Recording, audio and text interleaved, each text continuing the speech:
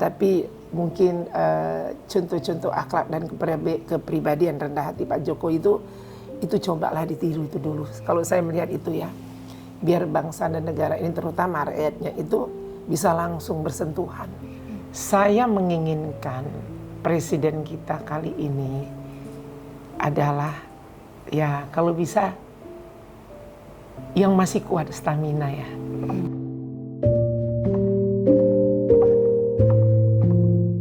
Assalamualaikum warahmatullahi wabarakatuh. Bertemu kembali di podcast Bunda Indah Institute. Kita menyapa dulu ya Bunda untuk sahabat Bunda dimanapun berada.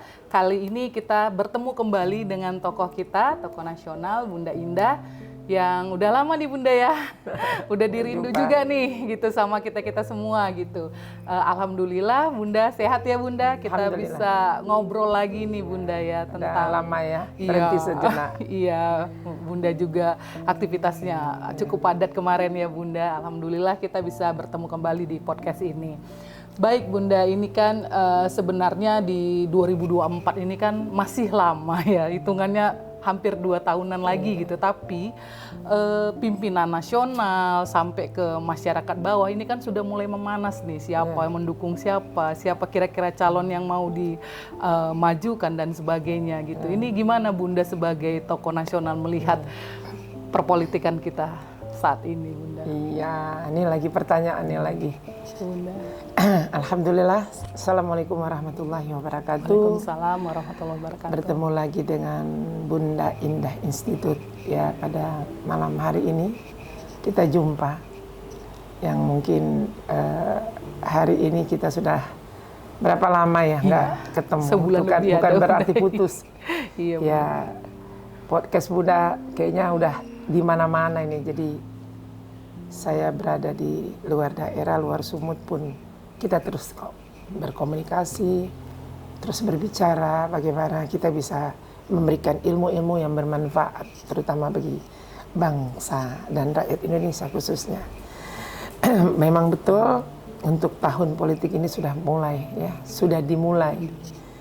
Sepertinya bayangan-bayangan untuk siapa calon-calon presiden ini sudah mulai ditampilkan.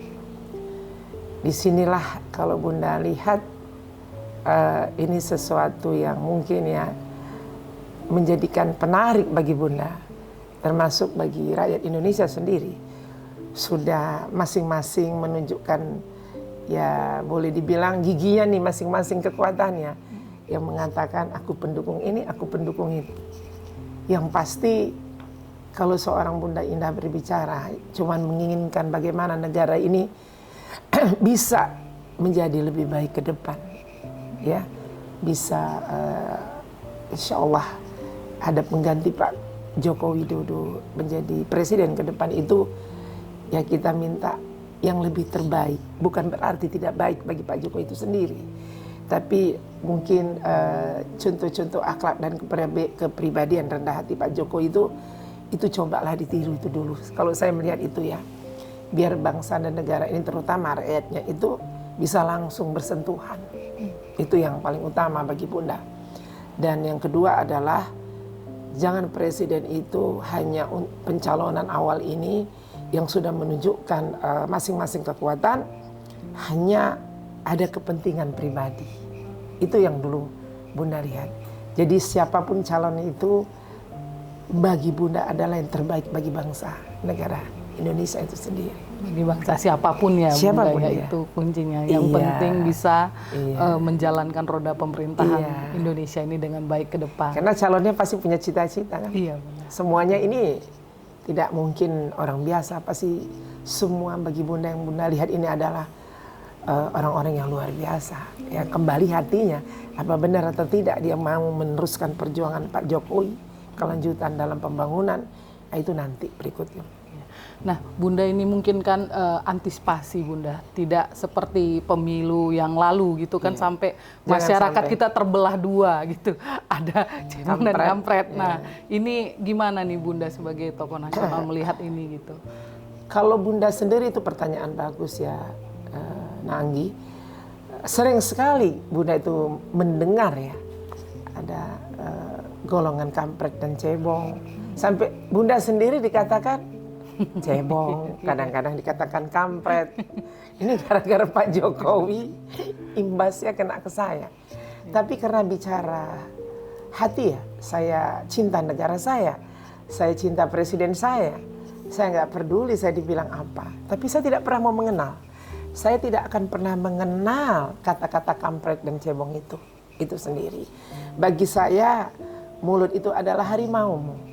Siapapun yang mengatakan, mengatasnamakan kampret atau cebong, itu kembali ke manusia itu sendiri. Mungkin dia seekor binatang yang memberi bahasa seorang manusia kok dibilang kampret dan cebong. Nah, penilaian Bunda inginkan untuk ke depan di dalam partai, di dalam demokrasi pemilihan presiden nanti, kalau bisa jangan lagi lah seperti itu.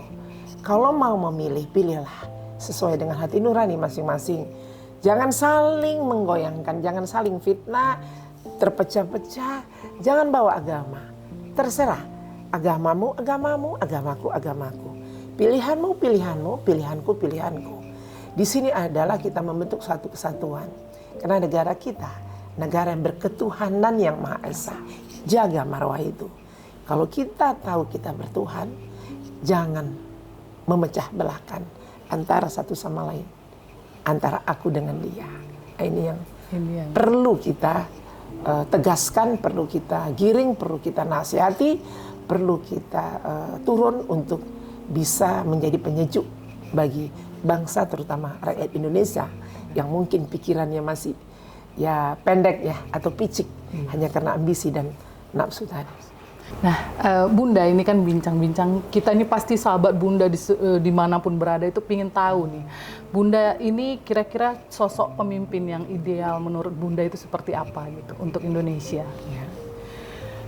Kalau saya melihat dari kasat mata saya pribadi dulu ya, saya menginginkan presiden kita kali ini adalah ya kalau bisa yang masih kuat stamina ya, ya yang mau memang betul-betul punya cita-cita yang murni tulus.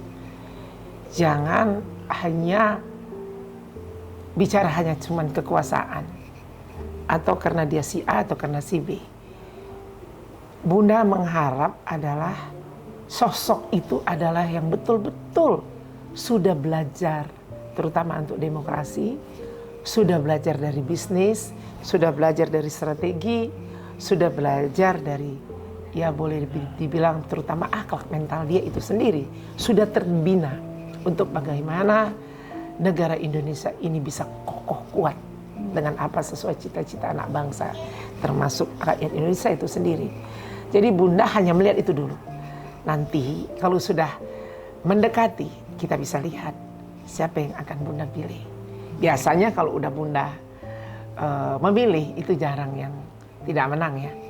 Insya Allah, bukan berarti saya menganggap saya mendahulukan Allah. Itu saya bisa tahu bagaimana calon presiden ke depan ini yang bisa terpilih menjadi presiden. Berarti ini di antara yang sudah beberapa nama mencuat ini sudah ada kira-kira ya Bunda ya, mendekati ya, lah. Sudah ada. Sudah ada ya Bunda. Tinggal Bunda menyaring ya. Bunda kan orangnya suka melihat, memancing situasi, apakah dia kepura-puraan atau karena ini, karena itu. Kadang-kadang calon-calon pemimpin kita ini kupingnya suka tipis, iya kan? Belum tahu, dia cuma dengar itu Bunda Indah tuh nggak milik kamu, tipis kupingnya, terus merengut, nggak negor saya, ya itu tadi. Seharusnya calon pemimpin itu jangan kupingnya tipis, ya tebalkan, pakai hati. Jadi melihat sesuatu itu jangan langsung mendengar kata siapapun, ya jalan aja. Kalau mau dipilih rakyat, lapang dada, tunjukkan profesional kita, tunjukkan rendah hati kita, tunjukkan kecerdasan kita, tunjukkan apa cita-cita kita. Ya udah. Nah, ini dia yang sering maaf kadang-kadang itu rakyat banyak kecewa ya. Itu tadi. Iya, setelah memimpin ternyata seperti ini ya, gitu ya Bunda. Iya. Nah, ini Bunda, kalau kita lihat nih aktivitas Bunda kan selalu dekat gitu dengan perpolitikan gitu kan, dengan pemimpin-pemimpin kita juga di nasional gitu. Tapi ini Bunda pada banyak yang nanya nih Bunda. Ini Bunda sebenarnya maunya apa gitu. Selalu dekat tapi tidak mau apa-apa juga kita lihat sampai sekarang gitu. Ini apa nih Bunda yang selama ini Bunda lakukan, terus ke diri Bunda juga seperti apa gitu Bunda? Memang kalau dibilang Bunda sendiri aja belum kenal ya sama diri Bunda. Iya kan? Berkaca diri nggak juga nampak siapa sih saya ini. Hanya kalau Bunda sendiri punya cita-cita, bagaimana Allah itu bisa mengenal aku. Kalau cuman manusia hanya sebatas, pujian hanya sebatas, dunia hanya sebatas, singkat. Tapi dalam hitungan singkat ini, Bunda inginkan bisa bermanfaat bagi bangsa, terutama bagi rakyat Indonesia. Sedikit ilmu yang Bunda punya, Bunda siarkan untuk bisa, ya terutama ada perubahan-perubahan mental akal. Karena negara ini kadang-kadang masyarakatnya yang cara berpikirnya itu dari akhlak ya, bukan dari mana-mana. Mental akhlak itu yang utamakan. Jadi seorang Bunda Indah ini nggak ada kepengen apapun.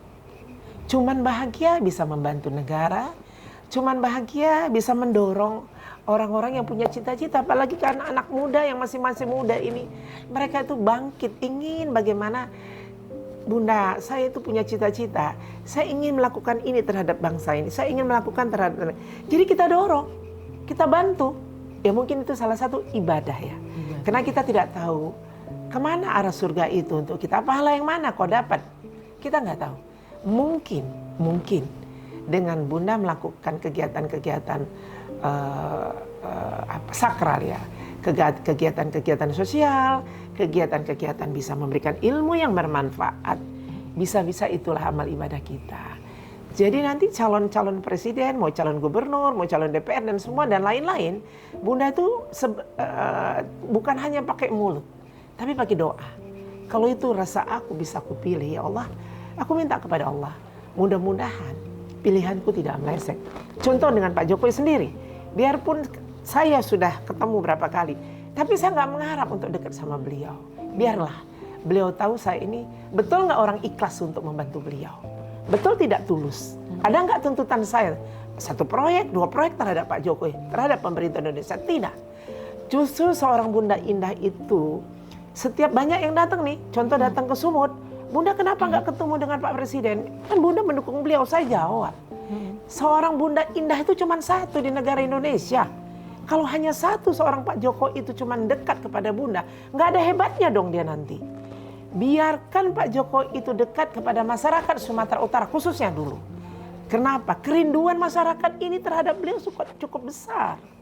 Kan bahagia. Saya ngelihat Pak Jokowi aja dikerumunin, dicintain, Bapak Jokowi, Bapak Presiden.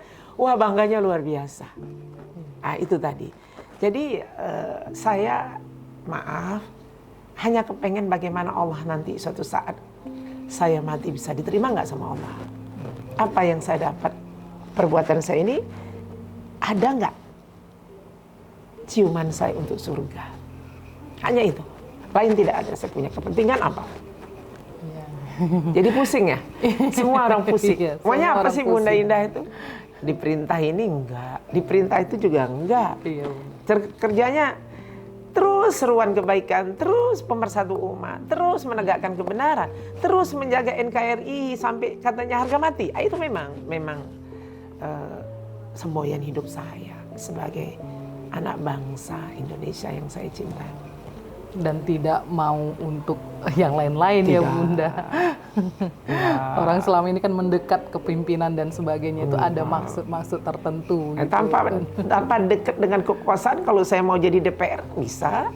Untuk apa? Kalau cuma duduk DPR habis itu selesai.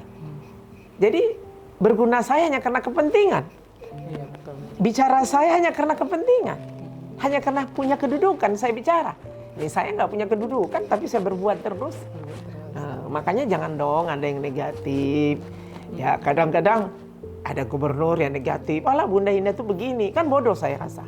Orang saya nggak pernah juga minta sama siapapun. Ngapain negatif sama saya? Iya, malah ya termasuk Sumatera Utara. Saya mengharap Pak Gubernur sendiri lihat sisi positif Bunda Indah lah. Orang saya meringankan beban beliau kok. Benar nggak? Saya suka berbuat kebaikan terhadap masyarakat Sumatera. Jangan dilihat lirikan seperti musuh. Kalau bisa jangan. Itu aja. Kasihan nanti dosanya kan banyak. Kalau siapa-siapa lah, bukan saya tuduh Pak Gupa. Jadi orangnya baik kok. Ya siapa aja lah. Jangan lirikan yang tidak suka lah sama Bunda Indah. Lihat seorang Bunda itu mukanya senyum aja, udah nggak disukai senyum aja. Nah Bunda tadi ada menyinggung tentang mental akhlak ini Bunda. Ini kan baru-baru ini tuh banyak sekali kasus-kasus pencabulan dan juga pelecehan seksual yang terjadi di pondok-pondok pesantren gitu kan. Ini bagaimana Bunda sebagai tokoh nasional melihat permasalahan ini Bunda?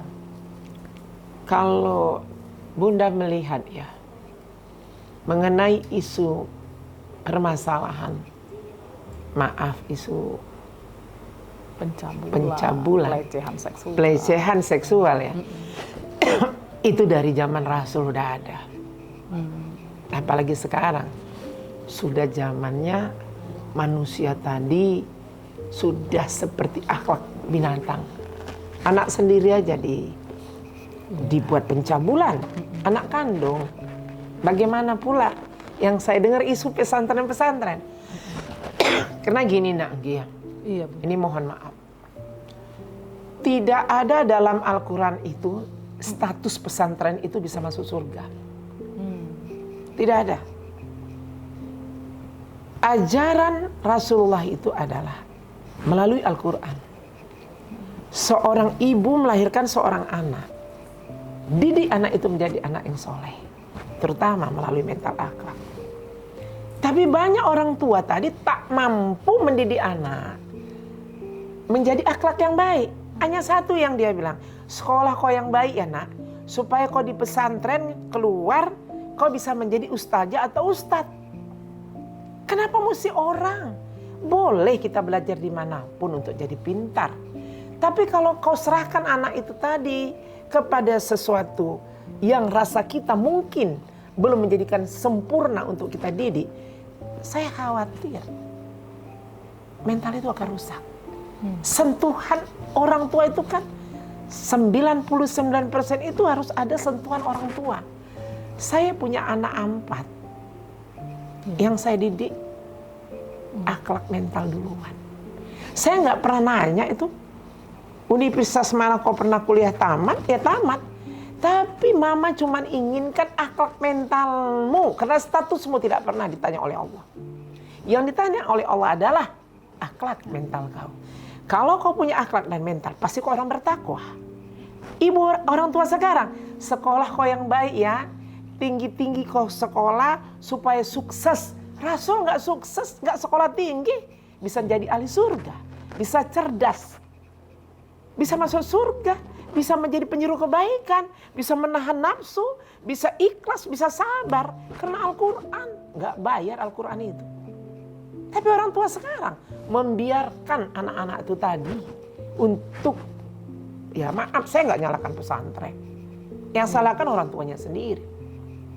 Betul kan? Kenapa? Mereka punya kesibukan.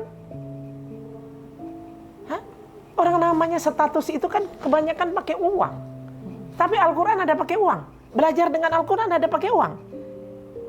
Nggak ada. Anggi tahu nggak? Kenapa Allah itu memberikan otak kepada kita? Otak sampai hati. Nggak digunakan. Tidak digunakan. Yang tahu orang membaca. Sedangkan satu ayat dalam Al-Quran itu harus kita jalankan. Alif. Yang lebih hebat dasarnya lagi. Disuruh sholat anak-anak tadi. Dia nggak mengerjakan sesuai dengan ihdinas siratal mustaqim. Belok. Sementara apa makna dan tujuan ihdinas siratal mustaqim? Jalan lurus itu. Jalan ya. Jalan aku dengan jalan yang lurus. Tapi apa yang dijalankan? Semua bengkok. Alif pun yang dia baca bengkok. Itu yang dikatakan seorang pengikut Rasul. orang tua bengkok, anak juga jadi bengkok. Nah, ini yang saya rasa tidak salah. Seks itu merajalela di dunia. Tidak salah setan terus menggoda manusia. Karena nafsu itu sangat-sangat nikmat dibandingkan orang-orang yang bertakwa. Benar nggak? Benar. Karena orang yang cinta nafsu itu nikmatnya luar biasa. Nggak kan dia akan mengingat Tuhan. Cuman hanya di mulut dia mengingat. Itu tadi lidah tak bertulang. Dia sebut nama Allah, tapi dia tidak ikuti apa yang diperintah Allah melalui Al-Quran. Tidak dia ikutin apa langkah Rasulullah yang dijalankan oleh Rasul sesuai dengan perbuatan. Yang ada omong kosong belakang. Ini yang terjadi. Jadi saya nggak bisa nyalahkan pesantren atau anakmu yang salah. Ya itu salahmu sendiri. Nah ini jadi bagaimana nih Bunda? Mungkin kan tidak semua orang tua punya ilmu mental dan akhlak yang baik juga gitu Bunda kan. Menurut Bunda ini apa yang bisa dilakukan orang tua kita Bunda? Ya. Tugas orang tua ada bapak ya. Tugas bapak itu kan mencari rezeki. Yang paling ngeri nanti, yang paling dasar ini rezeki kadang-kadang dikasih yang haram untuk makan anak. Bagaimana anak itu nggak rusak? Betul? Kedua, tugas seorang ibu melahirkan untuk mendidik, ya, untuk menyayangi, mencintai, mengarahkan, menasihati. Tapi terbalik, saking cintanya dia sama anaknya, dia biarkan. Dia biarkan. Sampai pacaran pun dia biarkan, dia tonton anaknya pacaran. Wah, kalau Bunda lain. Alhamdulillah, anak Bunda sampai sekarang nggak ada yang pacaran. Semua Bunda jodohin. Alhamdulillah. Ya itu tadi, makanya biarkan orang berkata apa tentang saya. Tapi saya punya keluarga yang bahagia. Ya, tidak. Kami nggak pernah kejar nafsu. Kami selalu mengejar bagaimana setiap langkah kami itu bisa mendapatkan ridho. Kalau udah itu, kemanapun kita berada, tetap dijaga Allah. Gak akan nafsu itu mengejar kita. Saya yakin ada orang-orang tua yang mau belajar sama Bunda ya. Ayo belajar sama saya. Bagaimana cara mendidik anak? Ya, bagaimana kau bisa membaca satu ayat tadi yang bisa kau kerjakan? Satu ayat yang kita baca yang nggak tamat itu sampai mati. Kalau kita belum bisa menjalankan, nggak gampang masuk surga itu. Tidak gampang. Sebut surga banyak. Ya, pakai jubah aja kata orang udah masuk surga. Khatam Al-Quran tapi Al-Quran bisa masuk surga. Ternyata apa? Bengkok semua hatinya. Nah, ini yang sering terjadi. Makanya sedih saya kalau udah lihat perjuangan Rasulullah. Ini apalagi sudah di bulan Dzulhijjah ya. Ya satu hari lagi kita mau memasuki Idul Adha. Ini sudah berbicara bagaimana didikan seorang Ibrahim terhadap Ismail. Lihat itu. Iya, itu aja saking ridhonya Ibrahim kepada ya kalau sudah ikhlas, kalau sudah ikhlas itu pasti ridho, selamat. Nggak mungkin Allah membiarkan kita. Tapi kita sendiri membiarkan keturunan kita untuk jadi pendosa, malah anak jadikan orang tua masuk neraka, orang tua menjadikan anak masuk neraka.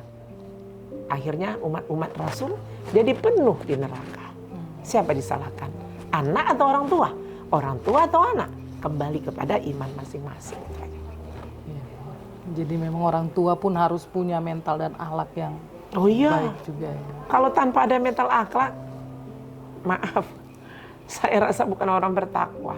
Hanya menunjukkan kita pinter-pinter di bidang agama, sosialita dengan ceramah yang luar biasa. Tapi mentalmu masih kau sembunyikan kebobrokanmu. Yang kau tahu cuma uang. Ya saya rasa rusak. Keturunanmu juga akan rusak. Tapi bukan berarti nggak boleh masukin ke pondok pesantren ya Bunda ya. Saya kan nggak bilang pesantren tentu nggak bagus. Iya kan? Bunda. Ya. Rumah dan pesantren kalau memang rumah itu juga akhlaknya nggak punya, nggak bisa kau menjadikan rumah itu menjadi rumah yang sakinah warahmah mawaddah, menjadi keluarga yang baik.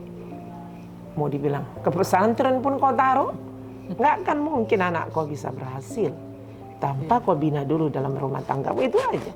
Orang Allah nggak tidur, dilihatnya semua apa kelakuan hamba-Nya. Iya kan? Semua dilihatnya. Pantangan Dia yang membuat kita. Dibalikkannya semuanya selesai kita. Jadi pusing. Banyak orang pusing tentang Bunda. Silakan. Untung Rasul nggak hidup sekarang. Kalau sempat hidup sekarang pun pusing umatnya lagi. Bunda hidup apalah mau Rasulullah ini. Taunya berjalan. Berjalannya sama keledai pula. Orang menganggap keledai itu kan bodoh. Tolol. Ternyata keledai itu pintar. Yang bodoh tolol itu manusia. Jadi keledai sesungguhnya hati yang mulia, makanya dia bersahabat dengan Rasulullah. Iya, ikhlas kan, bergandengan mereka, berjalan bersiar. Iya Bunda. Terima kasih Bunda, bincang-bincang kita banyak pelajaran yang bisa kita petik ya, sahabat Bunda dimanapun berada. Mudah-mudahan kita bisa kembali lagi di podcast selanjutnya. Terima kasih Bunda, sehat-sehat. Kita tutup. Assalamualaikum warahmatullahi wabarakatuh. Waalaikumsalam warahmatullahi wabarakatuh.